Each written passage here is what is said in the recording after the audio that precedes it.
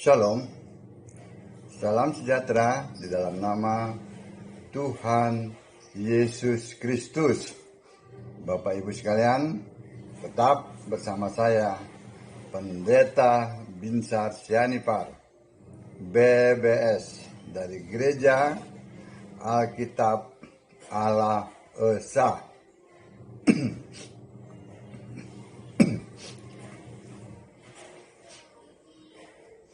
Kali ini saya ingin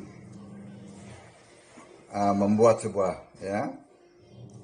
tema khotbahnya, maksudnya khotbah itu dengan tema apakah Yesus mengkudeta Bapa? Karena kan para pendeta di luar sana kan selalu berkata bahwa para pendeta dari Gereja Alkitab Allah Esa itu menghilangkan Bapa, begitu ya. Terutama yang disorot adalah pendeta Henry Tandianta, ya, sebagai gembala. Nah, begitu saya renungkan, ternyata para pendeta di luar sana itu memang tidak memahami Alkitab, ayat-ayat Alkitab. Mereka masih berpikiran rendah, masih primitif, masih berpikir bahwa Allah itu pribadi. Ini yang jadi pokok permasalahan, ya. Mereka tidak mau menaikkan levelnya, level berpikirnya. Walaupun mereka bergelar ya, doktor teologi, ya, sarjana teologi, master teologi. Tetapi cara berpikir mereka itu masih rendah, masih primitif, masih levelnya itu ribuan tahun yang lalu. Kenapa saya katakan begitu? Karena mereka masih menganut doktrin Tritunggal, doktrin yang dibuat oleh manusia si Tertullianus yang primitif itu. Kan para dokter ini kan dokter teologi itu kan hidup di zaman modern, ya, di mana segala sesuatu itu mudah diakses. Tetapi mereka tidak mau merubah itu, cara berpikirnya, mindsetnya, ya, apa istilahnya gitu. Padahal pribadi itu tidak ada di Alkitab. Mereka mengarang-arang lah, pribadi seperti inilah, pribadi seperti itulah. Saya ingin katakan begini, yang mengilhami penulisan Alkitab, ya, itu adalah Yesus. Ya, itu harus dimengerti, ya.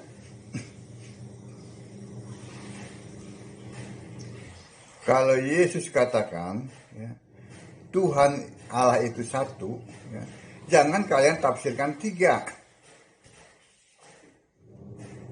Oh tidak, tiga pribadi tapi satu Allah. Apa itu tiga pribadi satu Allah? Mana ayatnya? Memangnya Yesus tidak bisa membedakan antara pribadi dan roh? Alkitab menulis Allah itu roh. Dalam Yohanes 4 ayat 24. Tidak pernah dikatakan Allah itu pribadi. Ini kan hasil ngarang-ngarang bebas saja ini. Ya kan? Itu loh gelar-gelar dokter tapi tidak bisa mengerti bahasa yang sederhana. Mereka lebih mengagung-agungkan dirinya itu, bahwa mereka jebolan sekolah ini, sekolah teologi ini, menguasai bahasa Ibrani, bahasa Yunani. Padahal ribuan tahun ini itu tidak selesai berbicara masalah ehad satu. Mereka bilang kesatuan. Mana ada kesatuan, Allah kesatuan. Saya bacakan, ya, dari Yesaya 44 ayat 6. Allah satu atau berapa itu? Yesaya 44 ayat 6. Beginilah firman Tuhan, Raja dan Penebus Israel, Tuhan semesta alam. Akulah yang terdahulu dan akulah yang terkemudian, Alfa Omega, ya.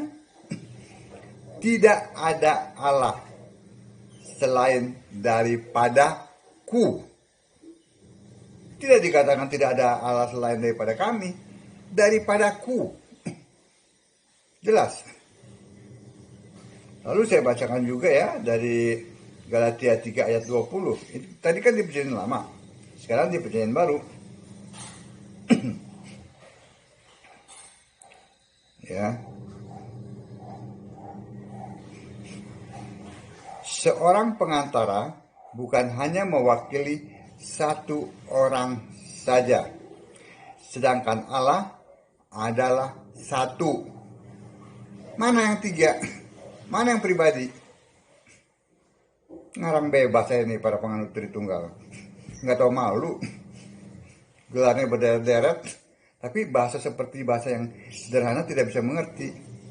Sudah tidak mengerti, mengajarkannya lagi kepada orang lain. Sehingga orang lain juga akhirnya tersesat. Ini seorang diri. Allah satu. Apalagi banyak ayat-ayat yang mengatakan Allah itu satu. Ya Roma 10 ayat 12. Saya tambah lagi itu kalau kurang. Biar majlep. Ya.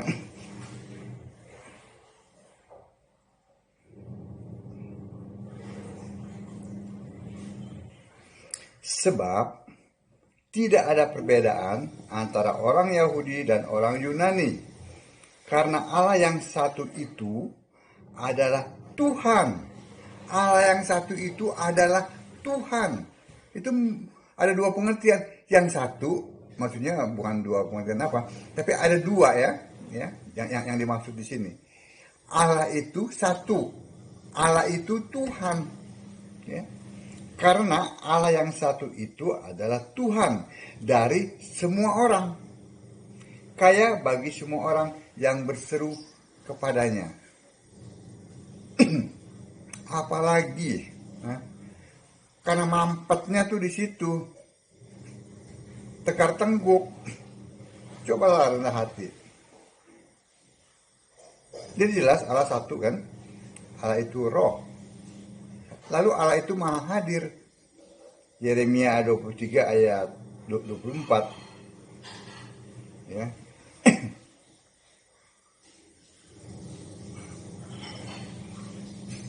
Sekiranya ada seseorang menyembunyikan diri dalam tempat persembunyian, masakan aku tidak melihat dia?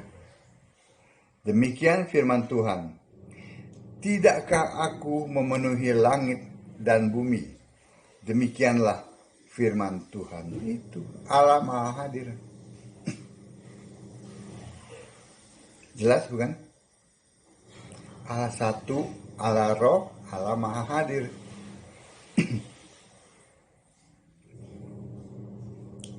Kita lihat lagi dalam Yohanes 17 ayat 12.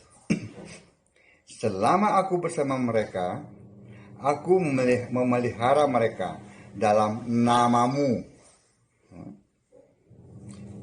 yaitu namamu yang telah engkau berikan kepadaku. Siapa namanya? Yesus Kristus.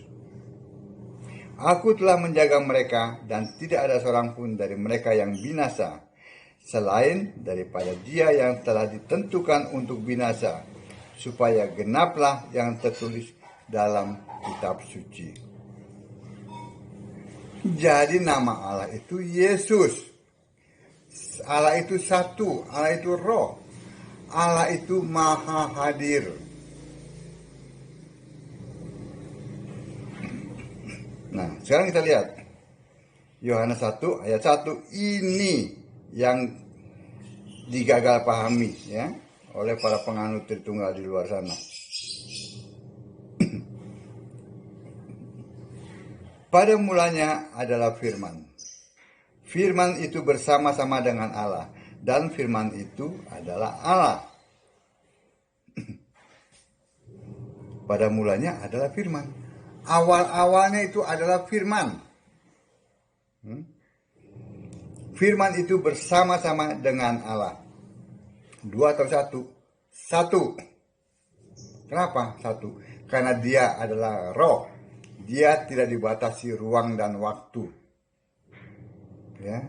Jika Bapak Ibu ada di tempat Bapak Ibu dan saya ada di sini, ya, kita berdoa dalam nama Yesus, maka Allah hadir pada saat yang sama, ya, di tempat yang berbeda. Apakah Allah jadi sekian banyak? Tidak. Allah satu, tetap satu.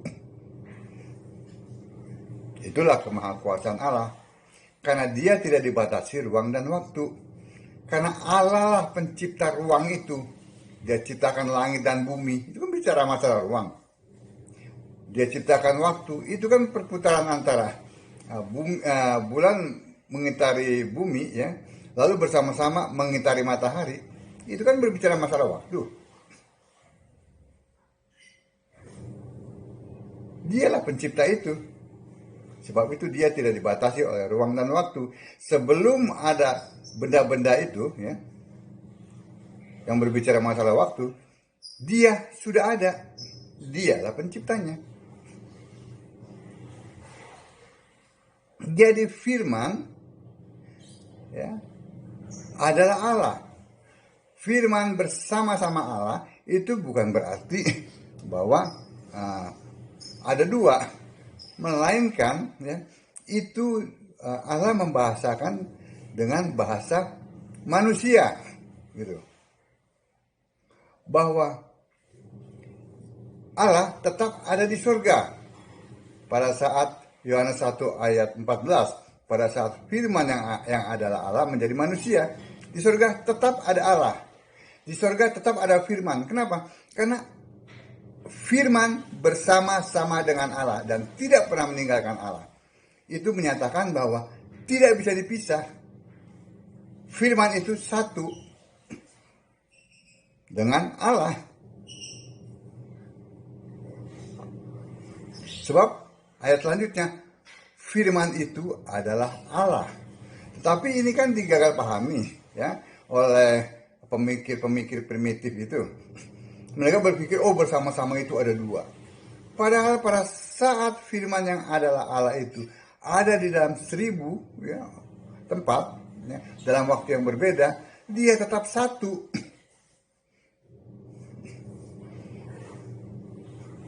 Saya ingin memberikan sebuah pendekatan tapi ini tidak sempurna, ya, pendekatan ini. Pada saat Bapak Ibu ada di tempat Ibu, ya, entah ada di Jakarta, di Bandung, di Belanda, di Amerika, di mana, ya, dan saya ada di sini. Pada saat yang sama kita menghirup udara, bukan? Untuk hidup. Nah, apakah udara yang kita hidup itu menjadi sejuta? Tidak, tetap satu. Udara yang Bapak Ibu hirup sama dengan udara yang saya hirup. Kalau tidak, maka salah satu di antara kita akan gimpoin. Maksudnya mati. Karena tidak mendapatkan oksigen. Nah, itu yang saya mau katakan, satu. Tidak bisa dipisah. Oh, Bapak Ibu menghirup udara yang seperti ini, dan saya menghirup udara yang lain lagi. Tidak, sama yang kita hirup udara itu. Itu satu. Itu pendekatannya, walaupun tidak sempurna, ya.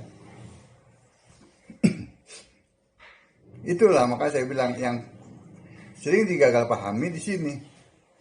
Dikatakan Allah itu mempunyai roh, Allah itu mempunyai firman. Kalau Allah mempunyai firman, Allah mempunyai roh, ya. Seperti yang sering dikatakan oleh siapa itu, Bambang Nursena, ya, dari Ortodok, ya. Kalau Allah tidak punya roh, Allah mati, ya. Kalau Allah tidak punya firman, Allah tidak maha kuasa. Mana ayatnya? Yohanes 4 ayat 24, Allah itu roh, tidak dipisah, tidak bisa dipisah. Ya. Yohanes 1 ayat 1, firman itu adalah Allah. Satu. Tidak bisa dipisah. Dengan demikian, firman itu adalah roh. Satu. Tadi seperti yang sudah saya katakan, sudah saya bacakan, ya, ayat-ayat Alkitabnya. Itu Allah itu satu. Tidak pernah dua, apalagi tiga, empat. Tidak pernah kesatuan. Kesatuan dari Bapa, Anak, Roh Kudus. Itu bukan Allah. Allah itu satu, yaitu Yesus Kristus. Tadi ayat-ayatnya sudah saya bacakan. Ya. Lalu timbul pertanyaan. Apakah Yesus, ya, kalau benar itu ada Bapa, apakah Yesus mengkudeta Bapa? Ya. Kita lihat di sini. Yohanes 16 ayat 26. Ya.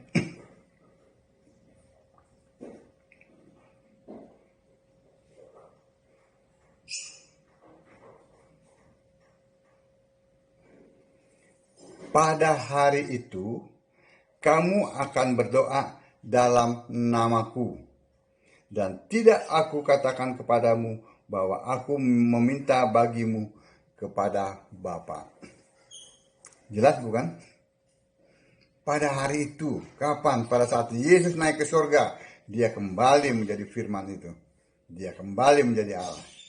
Dia kembali menjadi roh. Ya. Pada hari itu, ya, Yesus katakan, kamu berdoa dalam namaku.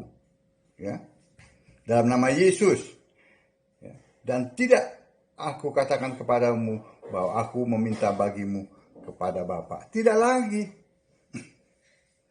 Meminta dalam nama Yesus kepada Yesus. Itu buktinya.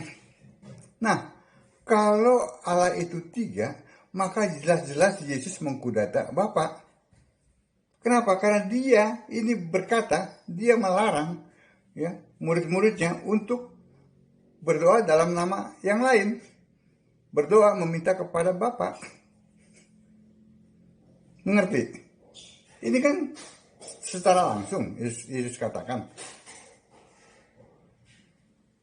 Ini membuktikan bahwa Bapa itu memang sudah tidak ada. Bapa itu adalah kiasan dari Yesus Roh. Pada saat firman yang adalah Allah itu menjadi manusia, roh Allah yang di surga itulah yang dipanggil dengan kiasan Bapa. Karena orang Yahudi ya itu mengakui bahwa ya, Allah itu Bapa mereka gitu. Tetapi mereka tidak menyembah Bapa, mereka menyembah Allah. Jadi kalau Bapak Ibu, maksudnya para pendeta Tritunggal ini belum juga bisa mengerti, berarti level cara berpikir mereka itu memang masih primitif.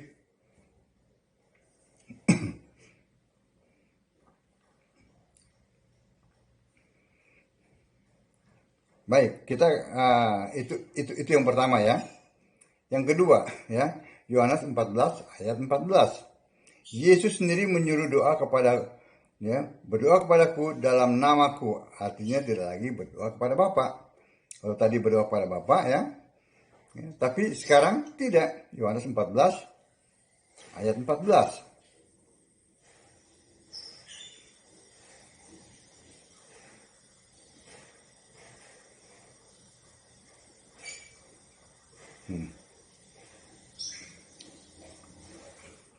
Jika kamu meminta sesuatu kepadaku dalam namaku, aku akan melakukannya.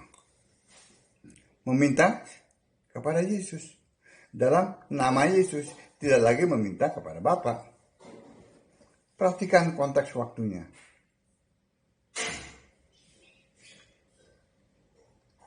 Apakah ini juga Yesus mengkudeta Bapa? Tidak.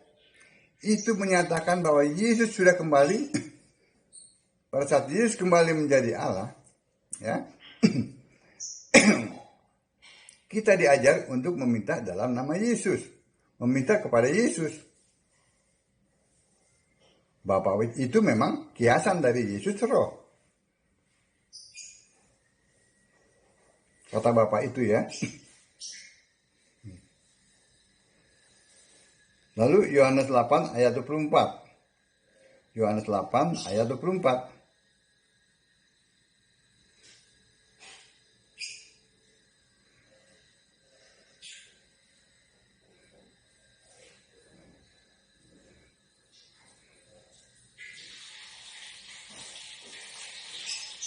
Kita akan lihat di sini. Karena itu tadi aku berkata kepadamu, bahwa kamu akan mati dalam dosamu. Sebab jikalau kamu tidak percaya bahwa akulah dia, kamu akan mati dalam dosamu. Jadi kalau manusia tidak percaya bahwa Yesus adalah Allah, maka akan mati dalam dosa. Jelas bukan? Apa yang Yesus katakan di sini?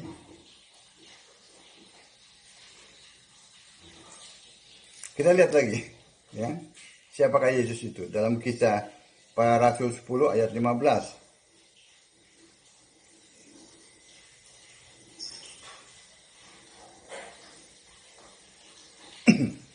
Kedengaran pula untuk kedua kalinya suara yang berkata kepadanya, apa yang dinyatakan halal oleh Allah, itu Yesus katakan, apa yang dinyatakan halal oleh Allah, dia berbicara sebagai Allah. Tidak boleh engkau nyatakan haram.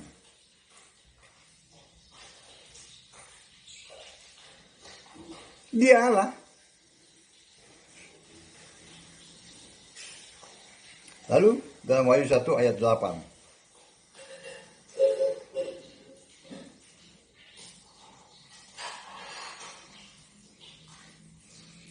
Aku adalah Alfa dan Omega, firman Tuhan Allah, yang ada dan yang sudah ada dan yang akan datang, yang maha kuasa. Dia adalah yang awal dan yang akhir. Dia adalah Alfa Omega. Omega adalah huruf awal dan akhir, yang berarti sebelum segalanya ada, dia sudah ada. Itu yang awal, karena dia yang mencipta. Yang akhir, setelah segalanya berakhir, dia tetap ada di sorga dan disembah. Itu yang awal dan akhir, Allah segala masa.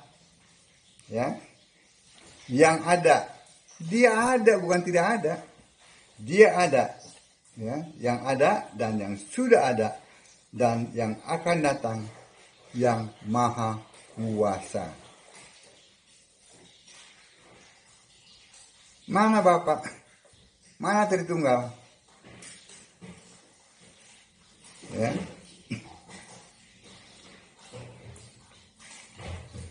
Lalu kita lihat dalam Wahyu 1 ayat 8. Wahyu 21 ayat 7. Ini berbicara di bumi yang baru, ya.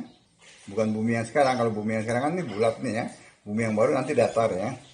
Ya, kita lihat dari Wahyu 21 ayat 7.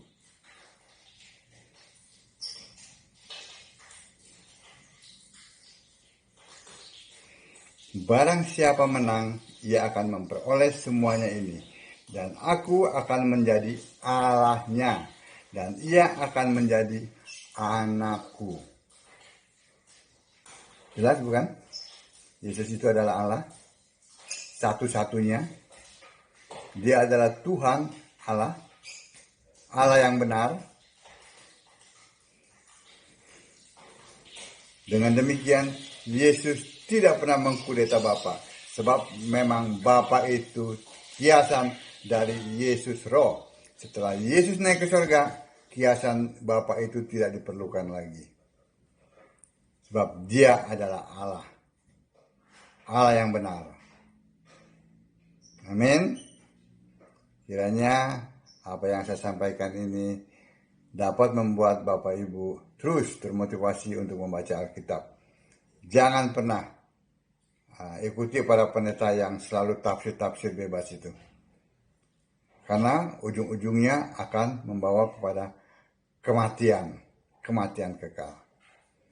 Sembahlah Yesus sebagai satu-satunya Allah yang benar. Shalom.